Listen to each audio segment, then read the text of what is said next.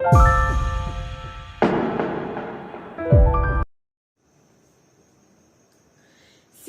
एक ऐसी प्रक्रिया है जिसमें शिक्षार्थी, सीखने वाला छात्र, शिक्षक के माध्यम से ज्ञान तथा कौशल को अर्जित कर लक्ष्यों की प्राप्ति करता है। इस प्रक्रिया में लक्ष्यों की प्राप्ति हेतु शिक्षण अभिवृत्ति, एटीट्यूड एवं शिक्षण अभिरुचि, एप्टीट्यूड की बहुत ही महत्वपूर्ण भूमिका होती है। शिक्षण अभिवृत्ति एवं अभिरुचि के माध्यम से एक शिक्षक छात्र के व्यवहार को समाज की आवश्यकताओं एवं विचारों के अनुरूप विकसित करने का प्रयास करता है। Hello everyone, welcome and welcome back to my channel Eduvila official. हमारे यूट्यूब चैनल एजुविला ऑफिशियल में आप सभी का बहुत बहुत स्वागत है। अगर आप किसी भी शिक्षक से संबंधित परीक्षा को देने वाले हैं, उसमें बैठने वाले हैं, तो शिक्षण अभिवृत्ति एवं अभिरुचि जो है ये सिलेबस, डीएलएड सिलेबस का जो हिस्सा है, ये बहुत ही इम्पोर्टेंट हिस्सा है टीचिंग एप्टीट्यूड एंड एप्टीट्यूड का। इससे प्रश्न आते ही आते हैं। तो अगर आपने इसको ध्यान में नहीं रखा है, इसको रख के तैयारी नहीं किया है, तो चिंता करने की बिल्कुल भी जरूरत नहीं है। मैं इसकी तैयारी जो है, मैं इस सिलेबस को अपने चैनल पर लेकर आ रही हूँ, तो हमारे साथ जुड़े रहिए।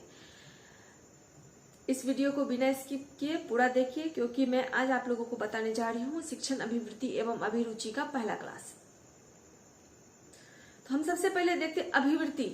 अभिवृत्ति जो है वो क्या है, इसके अर्थ क्या है, इसकी परिभाषाएं क्या है। Attitude, meaning and definition. अभिवृत्ति से अभिप्राय व्यक्ति के उस दृष्टिकोण से होता है जो किसी व्यक्ति, वस्तु, संस्था, स्थिति के प्रति किसी विशेष प्रकार के व्यवहार को इंगित करता है। अभिवृत्ति व्यक्तित्व का वह गुण होता है जो व्यक्ति की पसंद या नापसंद को दर्शाता है। यह एक मानसिक दशा होती है जो सामाजिक व्यवहार की अभिवृत्ति में महत्वपूर्ण भूमिका निभाती है। अभिवृत्ति को कभी कभी मनोवृत्ति भी कहा जाता है, क्योंकि यह दोनों भावनात्मक गुण प्रदर्शित करते हैं। यह व्यक्ति के मनोभाव तथा विश्वासों को इंगित करता है।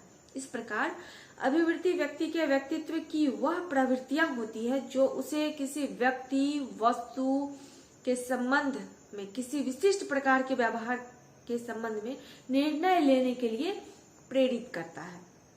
इसके साथ ही प्रत्यक्ष अनुभूतियां अभिवृत्ति के परिवर्तन में सर्वाधिक प्रभावशाली साबित होती है।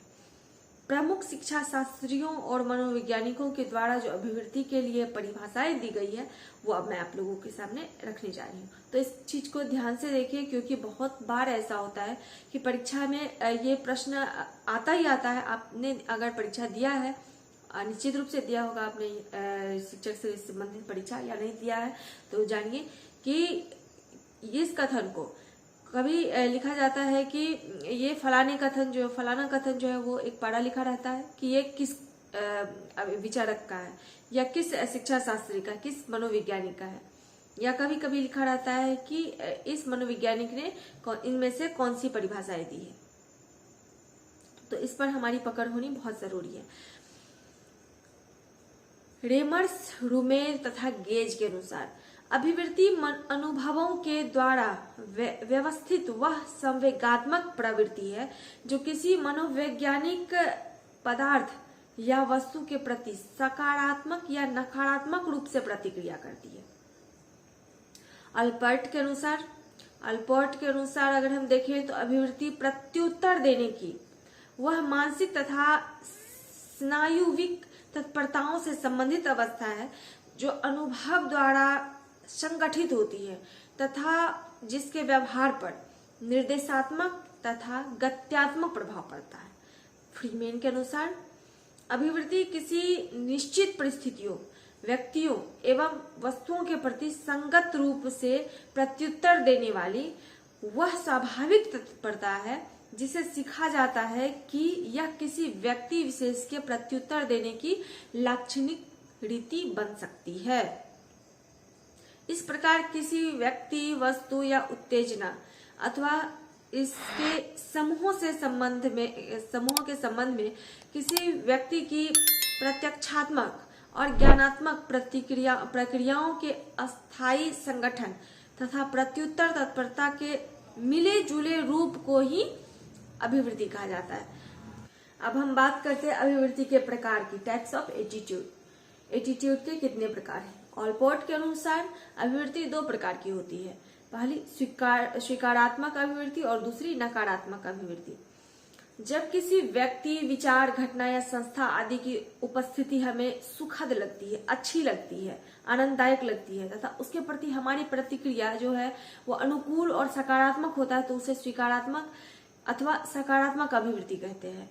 और वहीं पर जब हमारा दृष्टिकोण किसी वस्तु, घटना या विचार के प्रति सुखद नहीं होता, दुखद होता है, तो हम उसको पसंद नहीं कर रहे होते हैं, तो उसके प्रति हमारी उत्तेजनात्मक प्रतिक्रिया जो है वो नकारात्मक अभिवृत्ति कहलाता है। इस प्रकार ब्रीट ने भी अभिवृत्ति को 2 भाग में बांटा है। एक पहला है सामान्य, दूसरा है विशिष्ट।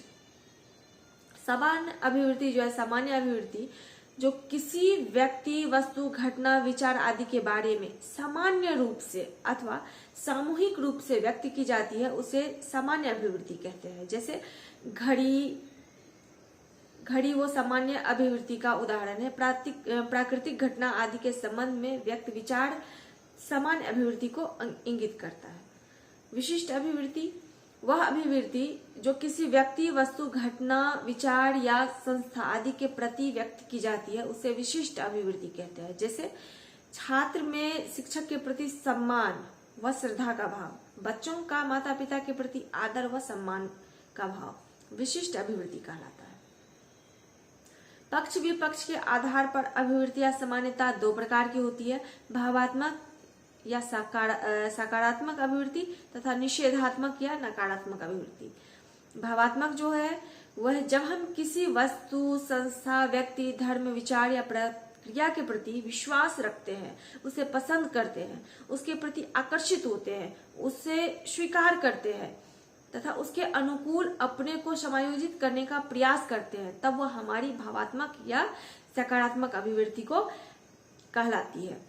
निषेधात्मक जो है वो वही इसका उल्टा हो जाएगा। जब हम किसी राजनीतिक पार्टी, स्थान, प्रक्रिया, जाति, व्यक्ति से घृणा करते हैं तथा उसमें हमारा विश्वास नहीं होता है, उससे हमें निराशा मिलती है, निराशा की अनुभूति होती है और स्वयं को हम उससे दूर रखने का प्रयास करते हैं, तो वह हमारी निषेधात्मक या नकारात्मक अभिवृत्ति कहलाती है। अब हम देखते हैं अभिवृत्ति की विशेषताएं क्या है। अभिवृत्तियां अस्थायी तथा अस्थायी दोनों प्रकार की होती है। जब व्यक्ति एक सामाजिक परिवेश से दूसरे सामाजिक परिवेश में जाता है तो उसकी अभिवृत्तियां भी बदल जाती है, जो निरंतरता एवं अस्थिरता दोनों रूप में विद्यमान होती है। अतः अभिवृत्ति सदैव परिवर्तनशील होती है। अभिवृत्ति अर्जित की जाती है। अभिवृत्तियां जन्मजात नहीं होती है बल्कि अर्जित की जाती है।